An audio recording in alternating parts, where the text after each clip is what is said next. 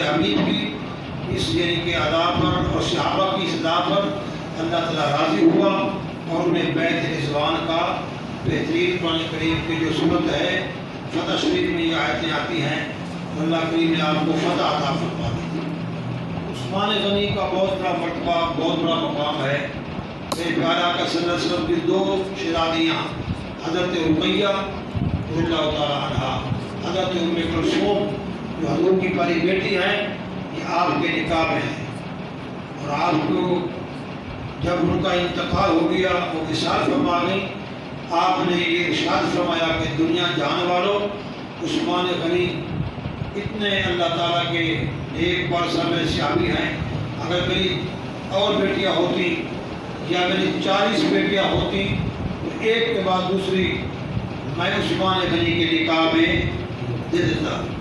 گویا کہ اتنے آپ خوش نصیب ہیں کہ ایک اللہ کے معبود کی دو شہزادیاں آپ کے نکاح میں ہیں، جنہیں آپ اس لیے کہتے ہیں کہ عثمان غنی ذی-النورین، دو نور والے، دو نور والے۔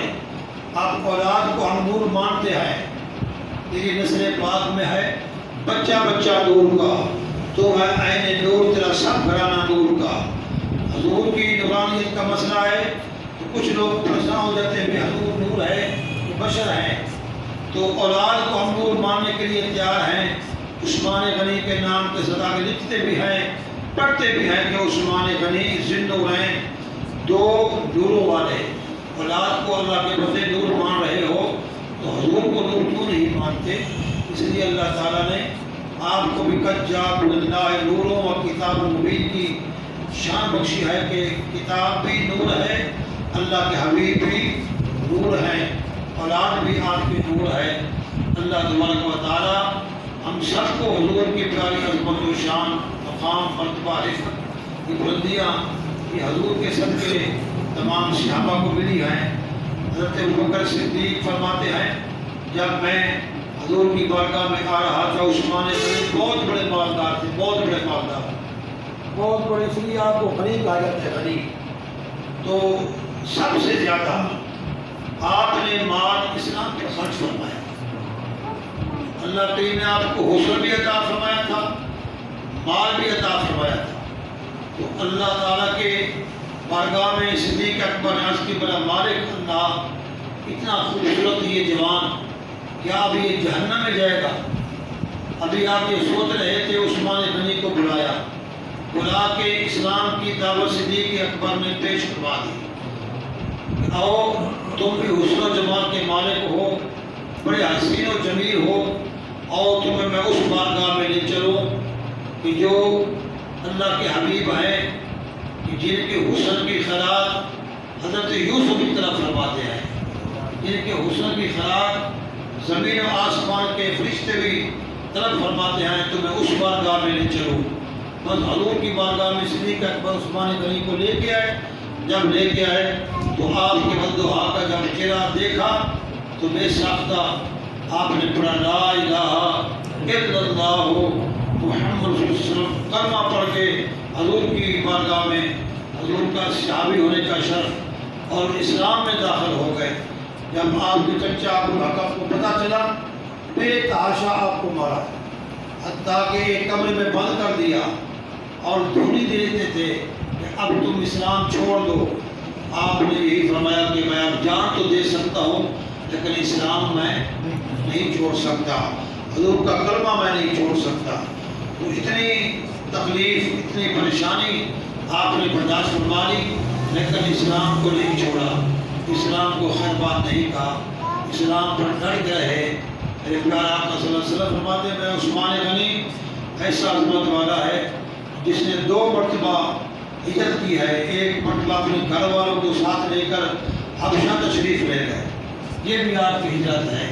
ایک مرتبہ آپ مکہ سے مدینہ پاک تشریف لے گئے، وہ بھی آپ کی ہجرت ہے۔ تو ایسا کسی کو شرف حاصل نہیں ہوا کہ اپنے بال بچوں کے سمیت 2 مرتبہ جس نے ہجرت کی ہو۔ اور میرا آقا نبی کریم فرماتے ہیں میرا عثمان ایسا ہے کہ اگر آج کے بعد یہ نفلی جو عبادت نہیں نہ بھی کرے، اللہ اس پر اتنا راضی ہے۔ جب آپ نے ایک یہودی سے بہت بڑی قیمت کا جو کنواں بیرونہ کنواں خرید کر یہ آزاد کر دیا کہ ہم حضور کے صحابہ بھی اس کا پانی نوش کریں اور بھی لوگ پانی پئیں، کوئی روک ٹوک نہیں ہے۔ تو تب سے جب بیرونہ کنواں خریدا تو آپ نے جنت کا سودا فرما لیا۔ جنگ تبوک کی تیاری کے لیے 100 اونٹ، 200 اونٹ، 300 حتیٰ اس سے بھی زیادہ آپ نے مواد، ساز و سامان آپ نے دین اسلام کے لیے آپ نے قربان فرما دیا۔ وہ عثمان غنی ہیں، حضور نبی اکرم صلی اللہ علیہ وسلم کی جب بارگاہ میں آتے ہیں، ہر جمعہ شریف کو ایک غلام آزاد فرماتے ہیں۔ ہر جمعہ کو ہر جمعہ شریف کو ایک غلام آزاد فرماتے ہیں۔ اس وقت غلام کی بہت بڑی قیمت تھی۔ اس وقت اسلام جب نہیں تھا، اس وقت سب سے زیادہ جو قیمت تھی نا، غلام کی بہت بڑی قیمت تھی۔ جو بندہ کسی کی غلامی کرتا تھا، نوکر تھا، اس کو خرید کر آزاد کر دینا یہ بہت بڑا یہ مقام تھا، بہت بڑی وہ بھاری قیمت، منہ مانگے وہ قیمت مانگتے تھے۔ اگر آپ کو یہ اتنا پسند ہے، حضرت بلال اے صدیق اکبر اتنا پیسہ تم دے سکتے ہو، اتنا پیسہ دو، اتنا پیسہ۔ اور امیہ نے منہ مانگا پیسہ مانگا اور اتنی رقم مانگ کر صدیق اکبر نے جتنی اس نے رقم مانگی آپ نے وہ ادا فرما دی۔ حضرت بلال کو خرید کے آزاد فرما دیا۔ تو وہ مسکرانے لگا، ہنسنے لگا کہ اے صدیق اکبر تو بہت بڑا تاجر ہے، تیری جو تجارت ہے مکہ میں بڑی مشہور ہے، تو آج تم نے گھاٹے کا سودا کیا ہے۔ آپ نے بھی مسکرا کے فرمایا کہ اے بھیا جتنے میں نے سودے کیا ہے سب سے زیادہ جو اچھا سودا کیا ہے آج کیا میں نے۔ اتنے بڑی میں نے تاجر ہوں، جب سے میں نے یہ تو آج جو میں نے سودا کیا ہے تجھ سے حضرت بلال کے متعلق سب سے زیادہ میرا یہ سودا اللہ کو بھی پسند ہے، اللہ کے حبیب کو پسند ہے۔ اتنا پسند وہ سودا ہوا، اللہ کریم نے قرآن کریم کی آیت مبارکہ نازل فرما دی۔ اب جہنم سے دور رکھا جائے گا۔ صدیق اکبر جو غلام خرید کے، کسی کا کوئی احسان بھی نہیں ہے، کسی پر کوئی کسی کا احسان بھی نہیں ہے، اللہ کی رضا کی خاطر کوئی غلام خریدتا ہے، خرید کے آزاد کر دیتا ہے تو گویا وہ اللہ تعالیٰ کو راضی کرتا ہے۔ اللہ اس پر راضی ہے، وہ اللہ پر راضی ہے۔ عثمان غنی ہر جمعہ شریف بعد میں ادا فرماتے تھے، ایک غلام آزاد پہلے فرمایا کرتے تھے۔ پہلے غلام آزاد کرنا، خرید کے جو غلامی کی زندگی بسر کرتے تھے ان کو خرید کے آزاد فرما دیا، تب نماز جمعہ آپ ادا فرماتے تھے۔ ایک مرتبہ حضور نبی کی بارگاہ میں عرض کی معلوم میرے گھر میں آپ تشریف لے کے آئیں، میرے گھر میں آپ کی دعوت ہے، میرے آقا صلی اللہ علیہ وسلم حضرت عثمان غنی کے گھر میں جا رہے ہیں۔ حضرت عثمان غنی پیچھے پیچھے آپ کے قدم شریف کی گنتی فرما رہے ہیں۔ جب گنتی فرما رہے ہیں میرے آقا نے پوچھا عثمان غنی تو کس بات کی گنتی فرما رہے ہو؟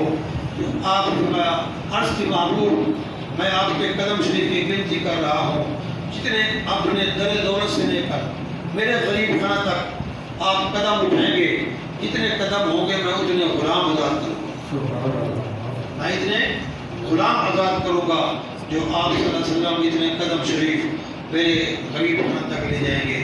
تو گویا کہ عثمان غنی رضی اللہ تعالیٰ عنہ کی بے انتہا لا تعداد اللہ تعالیٰ کے قرآن کریم کے کافی آیات مقدسہ ایسی ہیں جو عثمان غنی کے حق میں اللہ کریم نے نازل فرما دیا ہے۔ کافی ایسی احادیث مبارکہ ہیں جو پیارے آقا صلی اللہ علیہ وسلم کی عظمت و شان اور میرے آقا نبی پاک صلی اللہ علیہ وسلم کے حضور کے پیارے صحابی عثمان غنی کے حق میں میرے آقا صلی اللہ علیہ وسلم نے وہ احادیث مبارکہ بیان فرما دی ہیں۔ حتیٰ کہ ایک حدیث مبارکہ اسی لیے میرے آقا صلی اللہ علیہ وسلم تشریف فرما تھے تو حضرت ابوبکر صدیق آئے، سلام دعا ہوئی، میرے آقا صلی اللہ علیہ وسلم آپ آرام فرما ہے، یہ آپ کی پنڈلی مبارک سے کپڑا اترا ہوا تھا، آپ نے اس کو ٹھیک بھی نہ فرمایا، ویسے آپ لیٹے رہے۔ ابوبکر صدیق تشریف لے کے آئے، آ کے بیٹھ گئے، حضرت عمر فاروق تشریف لے کے آئے، تب بھی میرے آقا صلی اللہ علیہ وسلم اسی طرح لیٹے رہے اور اپنی پنڈلی پاک سے کپڑا بھی درست نہ فرمایا۔ अम्मा आयशा सिद्दीक़ा फरमाती हैं ये मामला मैं देख रही थी, उस्मान गनी भी तशरीफ़ लेके आए। जब उस्मान गनी तशरीफ़ लेके आए तो उस वक्त मेरा कासिम आप उठ के बैठ गए, अपनी पीढ़ी से कपड़ा भी ठीक फरमा दो। तो जब सहाबा अपना अपना मतलब मकसद लेके आए, बातचीत हुई और चले गए। चलने के बाद अर्ज़ की या रसूलल्लाह सल्लल्लाहु अलैहि वसल्लम फिदा कौमी व अबी, मेरे माँ बाप कुर्बान हैं, मेरा अब्बा हुजूर आए आप लेटे रहे, उमर फारूक तशरीफ़ लेके आप लेटे रहे, उस्मान गनी आए उस वक़्त आप उठ के बैठ गए, कपड़ा भी ठीक फरमा लिया, इसकी क्या हिकमत है? तो मेरा को फरमाया कि मेरे जो अबूबकर सिद्दीक़ है, उमर फारूक है, उसमें बेतकल्लुफ़ी थी और वो आए बैठ गए चले गए, बात होगी सारा कुछ। लेकिन उस्मान गनी जब आए तो उस वक़्त मैं उठ के बैठ गया। इसकी वजह यह है कि उस्मान गनी इतने शर्म व हया वाले हैं, इतने शर्म व हया वाले हैं कि अगर मैं ऐसे उठ के ना बैठता तो वो जो अपना मुद्दा लेके लेके आए थे वो बयान ना करते, इसलिए मैं उठ के बैठ गया और उनकी बात को सुना। तो ऐ आयशा, क्या तुम्हें खबर नहीं है मेरा उस्मान तो इतने शर्म व हया का मालिक है कि जिसका शर्म व हया देख के आसमान के फरिश्ते भी नाज फरमाते हैं, आसमान के मलाइका भी नाज करते हैं, इसलिए कि हया जो है ईमान की सिफत है। हया क्या है? ईमान की निशानी है। जिसके पास हया भी हो और ईमान भी हो, हज़ूर का फरमान है फिल जन्नह, वो बंदा जन्नती है। जिसके अंदर हया ना हो, और जब हया ना हो तो ईमान नहीं आता, ये हया भी ना हो तो ईमान भी ना हो, फिन्नार वो बंदा जन्नती हो जाता है। इसलिए जहाँ हया की सारी हदें ख़त्म हो जाती हैं, उस्मान गनी का हया वहाँ से शुरू होता है। इतने शर्म व हया के मालिक हैं कि ज़िंदगी भर कभी आपने अपने शर्मगाह को नहीं देखा। वो शर्म व हया के मालिक हैं जिनके मुतालिक मेरा आका फरमाते हैं मेरा अल्लाह कल रोज़ क़यामत उस्मान गनी से हिसाब ना लेना। ये इतने शर्म व हया के मालिक हैं कि तेरी बारगाह में खड़े होके ये हिसाब नहीं दे पाएंगे। तो अल्लाह करीम ने भी फरमा दिया कि मांगो, मैं वादा करता हूँ उस्मान गनी से हिसाब तो हिसाब की बात है, उस्मान गनी की वजह से मैं 70,000 जहन्नमियों को जन्नत का मकाम अता करूँगा। उस्मान गनी की सिफारिश से आपकी बरकत से अल्लाह ताला ऐसे लोग जो जहन्नमी होंगे उनको अल्लाह जन्नत का परवाना अता फरमा देगा। तो दोस्तों बहुत बड़ा आपका मकाम है, बहुत बड़ा शर्फ है। कुछ दो शेदात के से इमदाद पढ़ेंगे उसके बाद मिलजुल के सल्लल्लाहु अलैहि